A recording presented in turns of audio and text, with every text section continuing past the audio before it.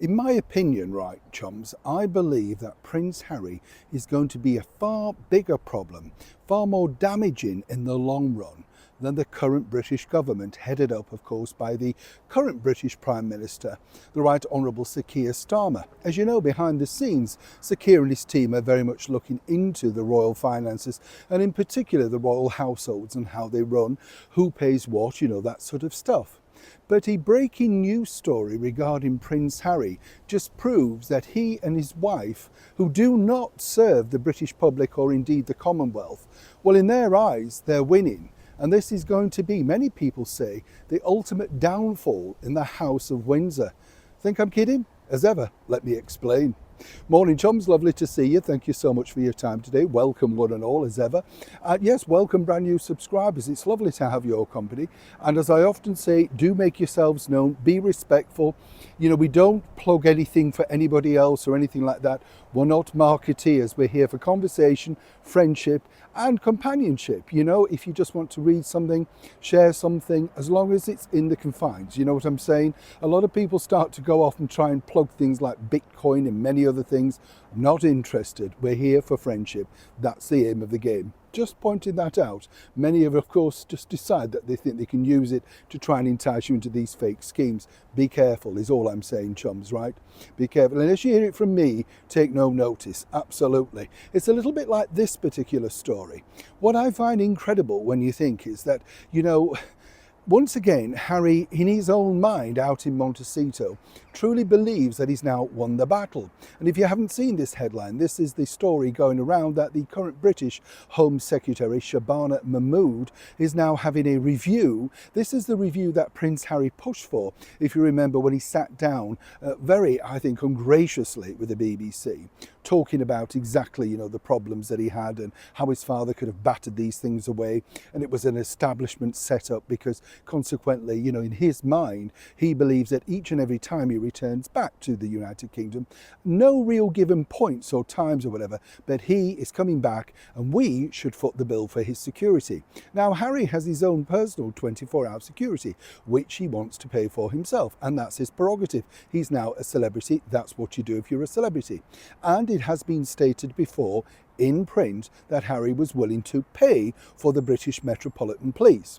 But the crux of all of this, and this is where it gets really interesting, is he's basing it on the fact that he doesn't feel safe back here in the country, even though we've spotted him up and down a high street pressing on doorbells, popping up at art galleries, doing all sorts of manner of things. And as you can see, the level of security that Harry claims is now required is farcical because they are very unpopular.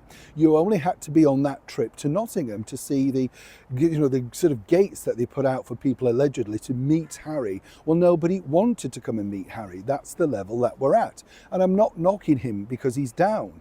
But, time and time again, he goes on stage. He believes being funny, effervescent, taken away from, of course, His Royal Highness Prince William. The fun Harry that everybody remembers. And this is really why you should pay for this, you see. Now, the bigger problem is this, and Harry and, of course, his team may be celebrating, as I've been told they are, back in Montecito. Bigger issue, really, because the current government are not fans of the monarchy. But you see, it works very much in their favour, because consequently, if they go along with this, they know that this will rise up the anti-monarchy people, right? Suddenly, who's paying for this in this time of crisis? Where are we getting this money from to pay for a prince that decided he and his wife were so badly treated they had to hop, skip and jump, all via, of course, the exclusive Windsor suite at Heathrow to make sure they felt safe? And Harry has dangled this carrot time and time again. Basically, I'm only bringing my children back here to the United Kingdom, the mysterious children that Meghan's ready to hoof out and dangle on Instagram for clicks and cash, if, of course, they feel safe that they can do so. Now, here's the other issue, right? As I said, the government really know this doesn't play well in the public domain, so they will go along with this very much so. And the other problem about this is, of course, if it doesn't go through, then Harry apparently will keep reappealing and reappealing. This is all a huge headache for none other than Prince William, the Prince of Wales, and of course Catherine, the Prince of Wales, because it's their monarchy, it's their future that people will look at, right? It's not His Majesty the King. It's like, well, why are we lumbered with this? Why are we now being forced to pay for this? Now, behind the scenes, as I said, it's not really just about the government, and the government, as I say, are very, very anti-royal. Even the British Prime Minister on record is claiming that he'd rather have a republic. He doesn't necessarily believe in monarchy, but dashed along to get the knighthood, right? Because that's basically what they are, champagne socialists. Want all the attributes, but you should live down in the cellar while the good people sip champagne. It's very Marie Antoinette if you chip away at that. Now, again, Harry is not just stopping at this. According to a very well-placed source, and I have to say allegedly, you see, Harry believes the next stop, if he wins the security case, is this. Remember this? Frogmore Cottage, the one apparently where Oprah Winfrey couldn't quite believe they were living like this. Rent-free, in, of course, royal gated grounds, 24-hour security, everything that they could possibly need. Well, apparently Oprah thought this wasn't good enough for somebody of Meghan's stature, a former cable TV actress who got no discernible talent literally in the film world. And also, you see, Harry believes that if they had a place back on the Windsor estate, and again, this is where this gets very, very, very complicated, then naturally he'd be more than willing to assist and help out with any royal duties that might pop up. And the bigger story, you see, behind the scenes, again, this is more complicated than people realise, is with the vacation, probably in the early part of 2026, maybe I would say springtime, if I'm really honest, according to my sources. Well, once Andrew Mountbatten Windsor has disappeared, Harry has a free rein to terrorise the Prince and Princess of Wales. He knows that they don't want him back. Meghan Markle knows that they don't want her back. But if they're given that security, Harry doesn't then want to carry on staying in like friends' apartments or city hotels, because he will now state that, well, really, he only feels safe behind palace walls. Now, as you know, currently Buckingham Palace is being renovated at great expense, and there's a lot of debate going on behind those scenes.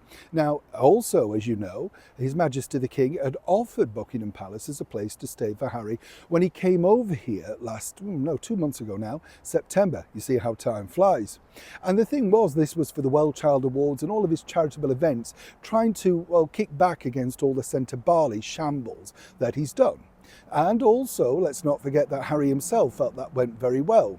As I've often pointed out, Harry sort of does one or two good deeds and then pops up on Stephen Colbert, a chat show that was very, very disrespectful to Catherine, Princess of Wales, and then does this and thinks it's funny, it's good, it's what I'm about. Now, behind the scenes, Harry would like to get back into a place, particularly on the Windsor estate, and ideally Frogmore Cottage. This is because apparently he thought he was going to bring up his children there and they were going to be roaming free and looking around at a place that he'd known himself. Now, the big problem is this, and this is the really big issue. Harry's in a fantasy land, as we know. All of the things that he says really just do not ring true. But the major problem is his wife. She has no intention really of coming back to the United Kingdom. And many of these people earlier on this year, royal contributors, whatever, said, oh no, they're definitely going to make a return back here to the United Kingdom before the end of the year. Well, we're in the end month of the year and I don't see any sign of that. But what Harry sees from this review, and this is what it is at the moment, but they're taking this as a win. What Harry sees this as a review is that it will only be a matter of time as the king becomes slightly, less able in the fullness of time, that suddenly if he's back on the Windsor estate, maybe William might thaw a bit if things become very pressurised, and suddenly Meghan and Harry and his two children suddenly get exactly what they want, defying, as you may remember, the entire wishes of the late monarch of 70 years.